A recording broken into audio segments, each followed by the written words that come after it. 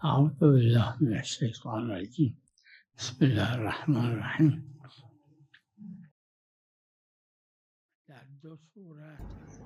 دو صورت میں عورت کی آواز سننا جائز نہیں ہے.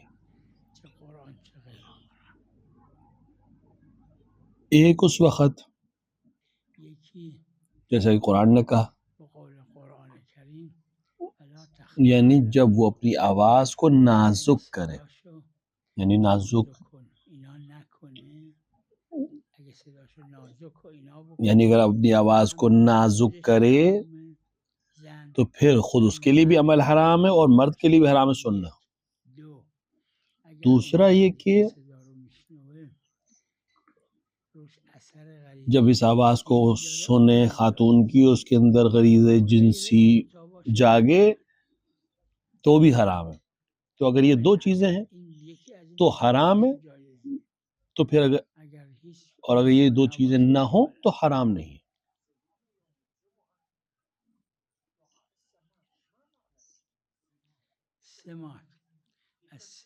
سماعت علامت کے نام معنی میں ہے.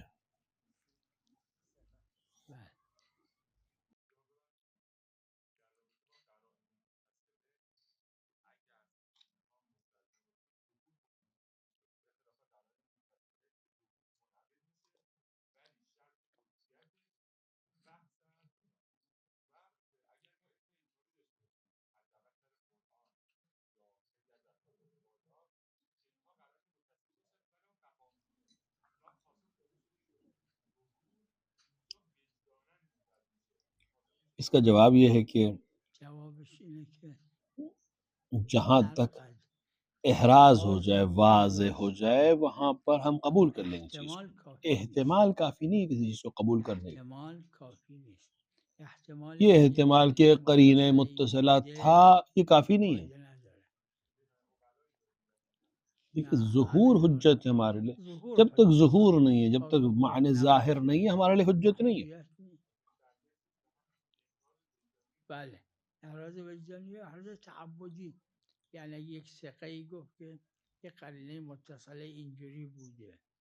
جیسے روایت میں ہے کہ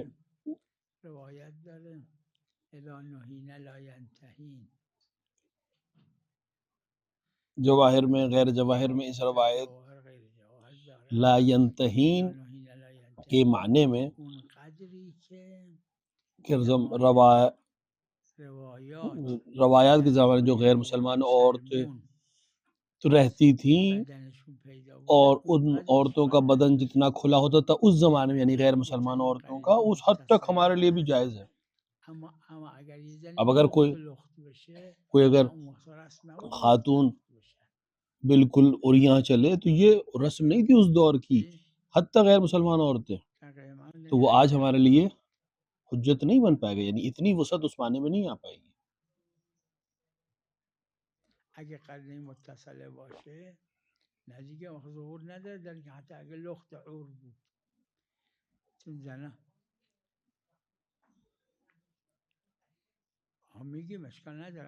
اگر کوئی خاتون بالکل عریاں ہے، غیر مسلمان، تو کیا ہمارے اوپر جائز ہے اس کو دیکھنا؟ نہیں، یہ جائز نہیں ہے، کیونکہ ہمارے پاس کوئی قرینہ نہیں ہے جواز کا.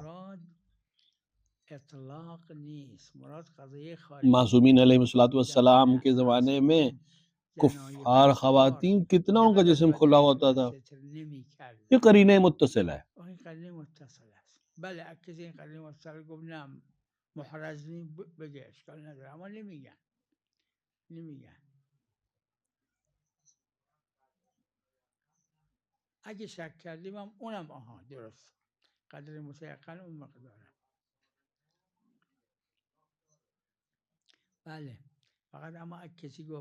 اگر کوئی مطلق ہے اور قرینہ متصلہ بھی نہیں ہے یا شک کرے تو پھر اطلاق کو تمسک کرے گا. لیکن مجھے کوئی ایسا فقیہ نہیں ملا. اطلاق جواز کی بات ہو رہی ہے، جائز ہونا، مطلقاً جائز ہونے کی بات ہو رہی ہے. کوئی جائز کا قائل نہیں ہے مطلقاً جائز ہونے کا.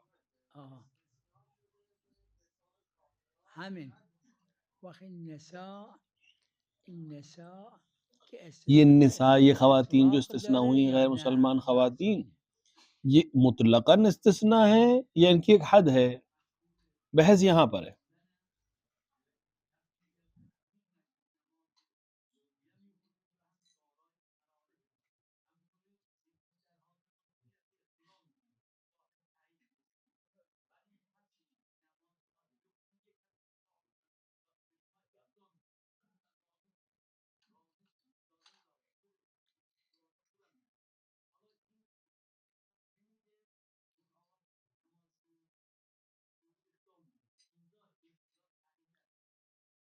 بلا اشکال، بلا اشکال صحیح ہے۔ اقتداء کی شرائط میں سے ایک شرط یہ ہے کہ امام جماعت راضی باشه، امام جماعت کا راضی ہونا ضروری نہیں ہے اقتداء میں۔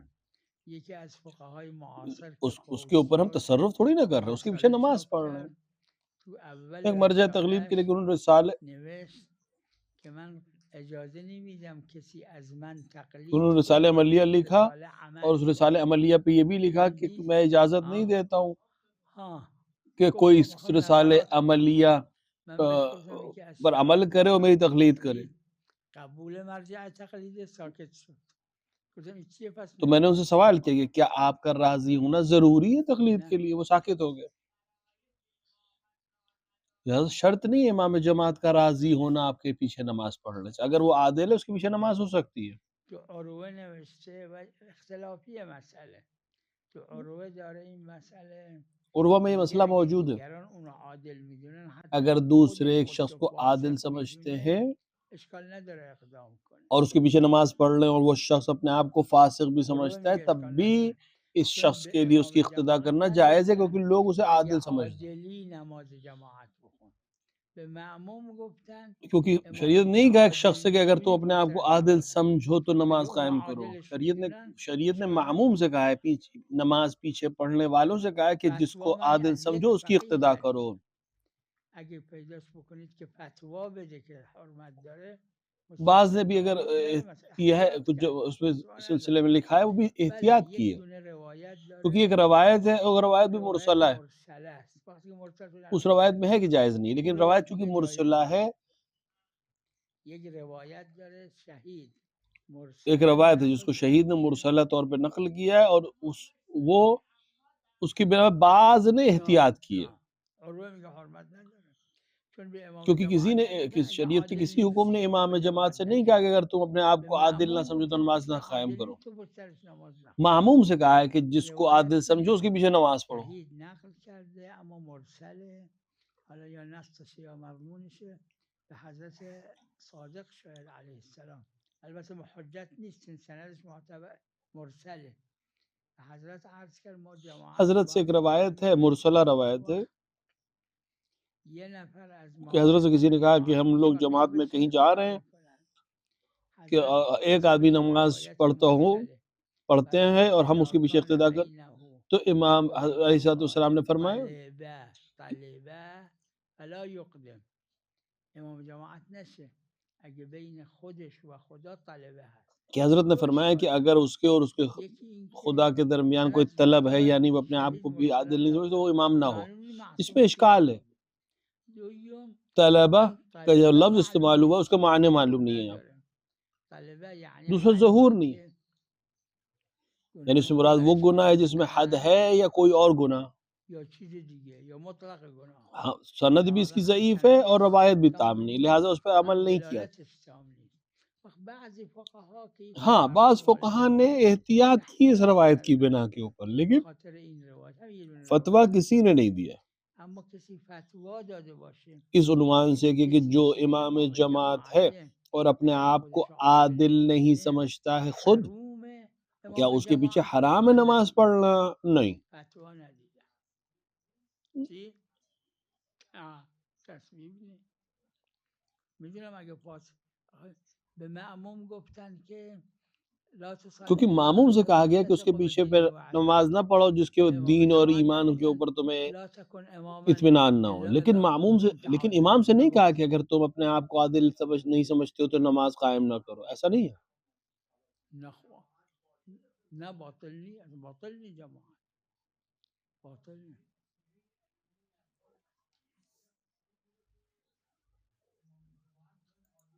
کی این باید از کجا به معموم گفت نه به معموم گفت معموم سے کہا ہے کہ ایسے امام کے پیچھے نماز پڑھو جو عادل ہے. از کجا اولویه لہذا عروه مسئله رو داره ظاهرا عروه میگه حتی جایز دعوت کنه مردم رو به کسایی که عادلش میدونن حتی اگه فاسقه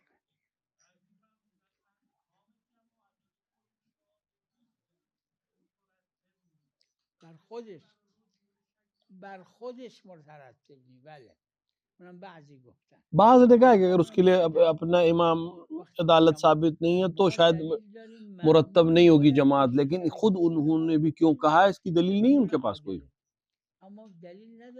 کیونکہ کہیں دلیل میں نہیں ہے کہ وہ انسان جو امام جماعت ہو رہا ہے وہ اپنے آپ کو عادل سمجھتا ہو. بس ایک روایت ہے اس میں بھی ایک جملہ ایک طلبہ کا، وہ طلبہ کے معنی کیا ہے مشخص نہیں ہے، معین نہیں ہے. نه یا جماعت کنه. آره اگه اونا عادلش میدونن چون به امام لہٰذا اگر دوسرے ایک شخص کو عادل سمجھتے ہیں اس کے پیچھے نماز پڑھ سکتے ہیں. همین یه روایته که هم سند نداره هم طالبه معلوم نیست چیه ظاهر نیست. بله بفرمایید.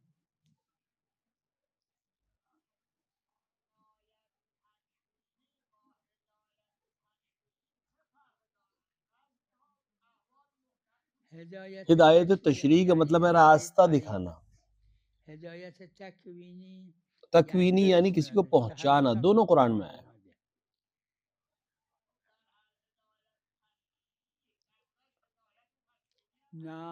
کبھی کبھی دونوں ایک ساتھ نہیں ہوتے. دیکھیں جب تکوینی ہے تو تشریعی بھی ہے، لیکن ہر تشریعی تکوینی نہیں ہے، ایک دوسرے کا لازمہ نہیں ہے.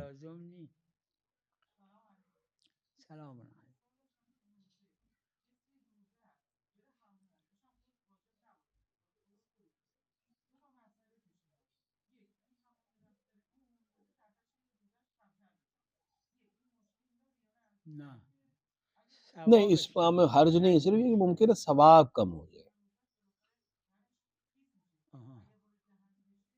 ایک عام طرح کا دھواں ہے، اس میں تو کوئی حرج ہی نہیں. ہاں بخار بہت زیادہ ہے، بخار سے مراد یہ ہے کہ دھواں بہت زیادہ ہے، غلیظ دھواں ہے، اور وہ اگر انسان اس میں چلا جائے تو اس کا روزہ باطل ہو جائے گا. اس سے مراد غلیظ دھواں یعنی بہت گاڑھا دھواں ہے.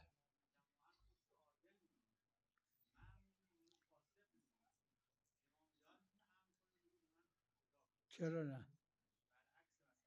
میدونم حسب اعتقاد خودش میتونه، یعنی میبینه اونا اشتباه میکنن. میدونم به اونا برای امام جماعت اشکال نداره، برای اونا اشکال داره. ببینید وہ امام جماعت جو اپنے آپ کو عادل سمجھتے اور دوسرا ان کو فاسق سمجھتے. امام جماعت حق داره امام جماعت کو حق ہے کہ اس سے کہے کہ میرے پیچھے نماز پڑھو، لیکن چونکہ وہ فاسق سمجھتا ہے لہٰذا اس کے لیے جائز نہیں نماز پڑھنا. یہاں مسئلہ دوسرا ہے.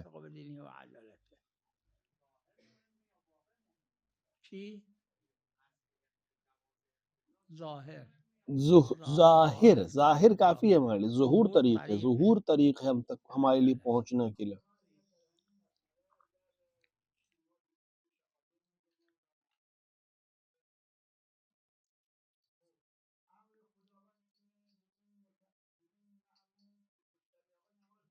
بله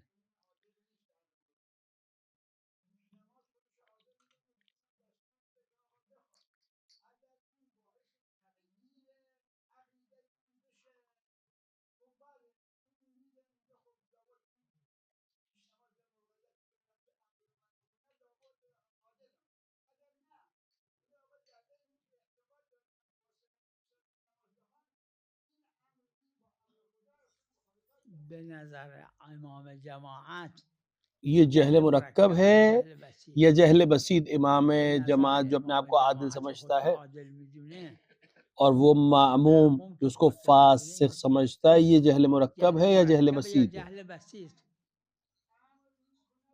کیونکہ یہ جہل مرکب ہے. جہل مرکب ہے آخر بس اس سے منع نہیں کیا گیا ہے. منهی عنی اینو گفتم میں نے ابھی اس کو بیان کیا. گفتم اون حق امام نداره جماعت جو عادل ہے اور خود کو عادل سمجھتا ہے وہ اس کو دعوت دے سکتا ہے نماز پڑھنے کی، لیکن یہ معموم جو اس کو غیر عادل سمجھتا ہے اس کے لیے جائز نہیں ہے اس کے پیچھے نماز پڑھنا، کیونکہ جس کے لیے جو امام معموم کے لیے ضروری ہے کہ امام کو عادل جانتے ہوئے اس کے پیچھے نماز پڑھے. در عینی که میدونه جهل مرکبه، در عینی که امام خب پس براش اشکال نداره. اگر یک شخصی مرد و خودشو مرتد میدونه، مرتد اگر کوئی ایک شخص دنیا سے چلا جائے اپنے آپ کو مرتد سمجھتے ہوئے اور آپ اس کو مرتد نہیں سمجھتے، اس کو مسلمان سمجھتے ہیں، تو آپ پر اس کو کفن اور دفن اور باقی چیزیں واجب ہیں یا نہیں ہیں؟ واجب ہیں. اسی طرح امام جماعت کے لیے مسئلہ اور معموم کے لیے مسئلہ، ہر شخص اپنے یقین کے اوپر اور علم کے اوپر عمل کرے گا. به چه دلیل؟ آقا وقتی که میبینه این جهل مرکبه،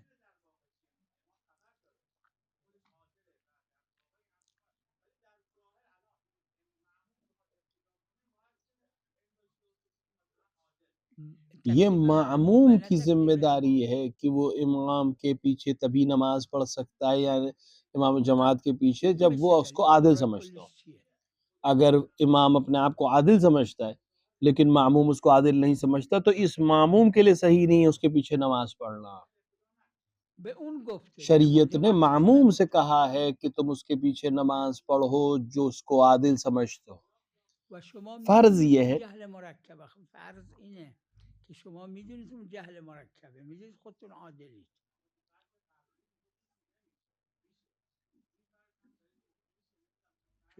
چه فرق میکنه؟ نه خلاصه اگه جهل مرکبه که اگر جہل مرکب ہے تو بھی امام کے اوپر کوئی مسئلہ نہیں. امام جماعت میتونه ترتیب آثار جماعت بده، اما معموم امام جماعت نماز قائم کر سکتا ہے اگر اپنے آپ کو عادل سمجھ رہا ہے، اگه دو بار رکوع کرد معموم، لیکن جو انسان نماز پیچھے پڑھ رہا ہے اگر اس کو امام کی امامت پر یقین، عدالت پر یقین ہے، وہ اس کے پیچھے نماز نہیں پڑھ سکتا. یہ دونوں مسئلے اس طرح سے.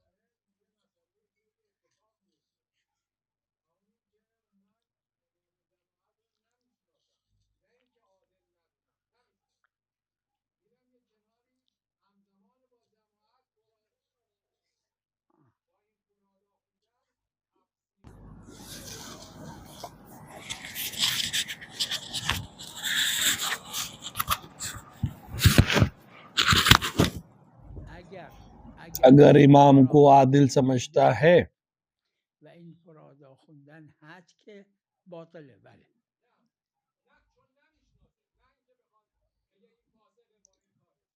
اگر حد کے حرمت کی بات ہو رہی ہے تو پھر الگ بحث ہے، وہاں ہم حکم دوسرا ہے.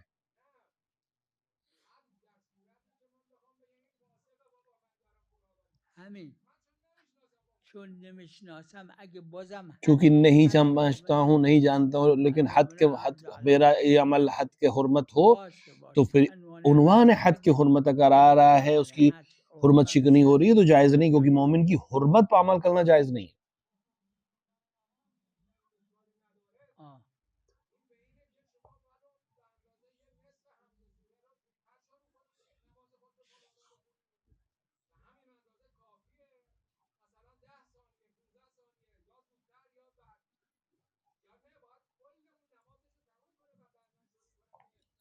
دیکھیے ہر مسئلہ حد کی بات آ گئی، حرمت پامال ہونے کی بات، ہر وہ عمل جو حد کے حرمت ہو رہا وہ جائز نہیں، مگر یہ کہ یقین ہو کہ حد کی حرمت، مگر اور اگر حد کے حرمت کے اوپر یقین نہ ہو یا یہ کہ حد کی حرمت ہے یا نہیں تو پھر عدم ہے.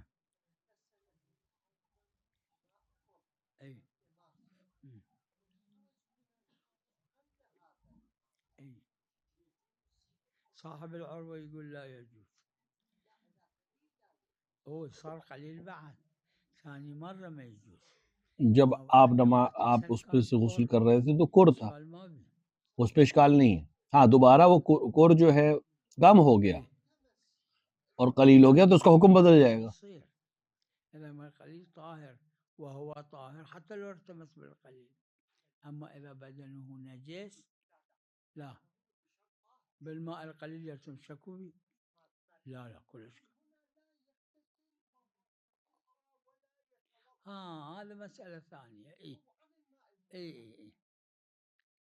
إي هذا محل خلاف. صاحب العروة يقول هذا، أما شوفوا جماعة أشكلوا على صاحب العروة.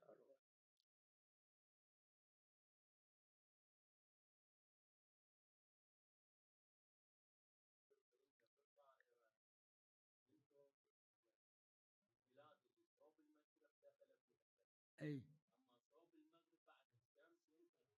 اي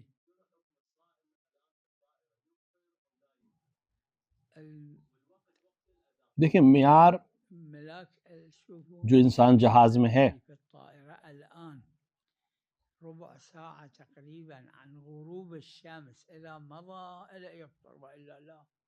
جو انسان جہاز میں ہے جب اس کے لیے مغرب ہو جائے گی تب وہ افطار کرے. إلا ما يجوز صوب المغرب ذولاك يجوز لهم. جب تک وہ سورج کو دیکھ رہا ہے اور ابھی سورج غروب نہیں ہوا ہے، جہاز میں وہ بیٹھا ہے، تب تک اس کے لیے جائز نہیں ہے افطار کرنا. لا مشكل، لأنه لا يجوز له الطبابة، لأنه لا يجوز.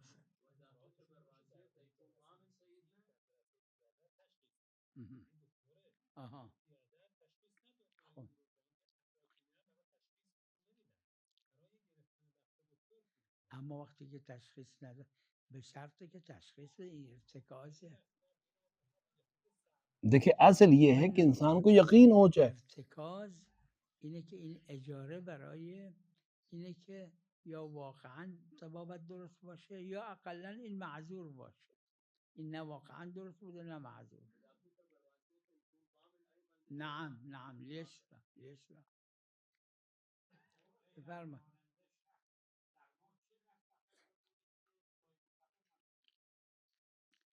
دلیل سه دلیله. یکی گفته عمله. دیکھیں 3 دلیلیں ہمارے پاس مسافر کے لیے. ایک جس کا عمل سفر کرنا ہو، جیسے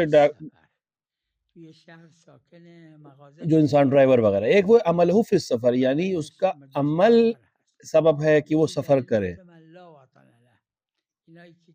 تیسرا وہ جن کا وطن ہی نہیں ہے،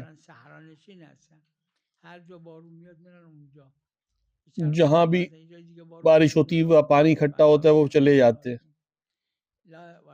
ان 3 طرح کے لوگوں کے لیے نماز ہمیشہ پوری رہے گی. اس میں صرف ایک استثناء ہے کہ اگر ان تینوں میں سے کوئی کبھی کسی جگہ 10 دن رک جائے تو پہلا سفر جب کرے گا تو اس کی نماز روزہ قصر ہو جائے گی.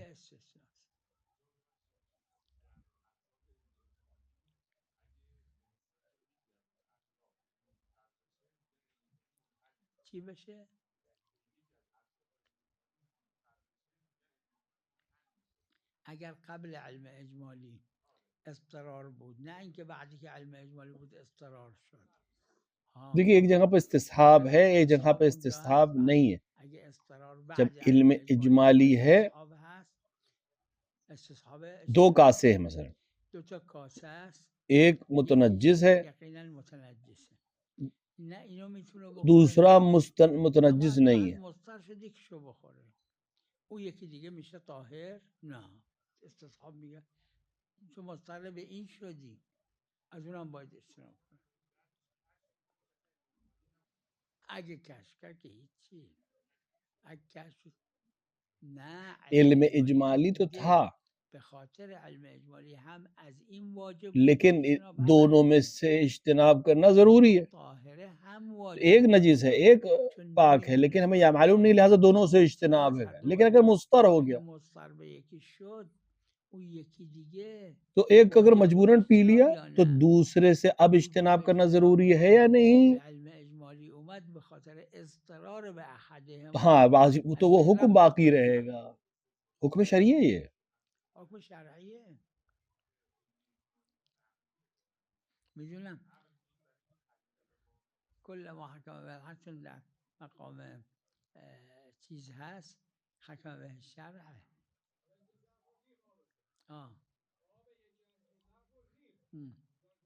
بعد از علم هیچی این هم شیخ دارن صاحب کفایه دارن همه دارن اگر اضطرار یا इसको सबने बयान किया है जानबूझ के गिरा दे अमदन गिरा दे या غیر عمدی اگر شد استصحاب اجتناب या इल्मन इस्तिसाब बाकी रहेगा किसी एक इल्म इजमाली के बाद किसी एक का खत्म हो जाना दूसरे पर से हुक्म को खत्म नहीं करेगा वो हुक्म बाकी रहेगा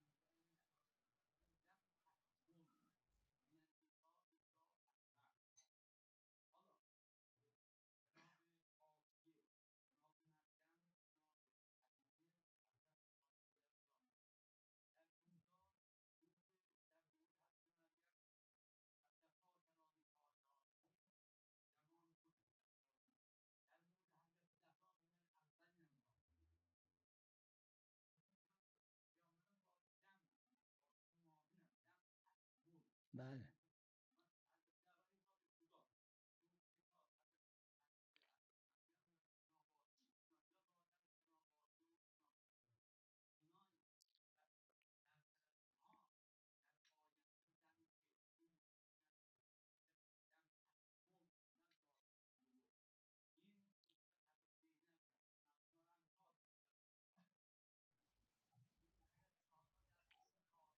देखिए हम हैं और ज़वाहिर अगर ज़ाहिर ये है कि ظاهر فرمایش اینه که لم تکمل یعنی در کل نساء آینده و گذشته लेकिन ज़ाहिर ये माने नहीं है ज़ाहिरी तौर पर ये जिस रवायत आप पेश कर रहे हैं इसके माने हमारे लिए ज़ाहिर नहीं है जब तक ज़ाहिर नहीं है हम उस पर अमल नहीं करेंगे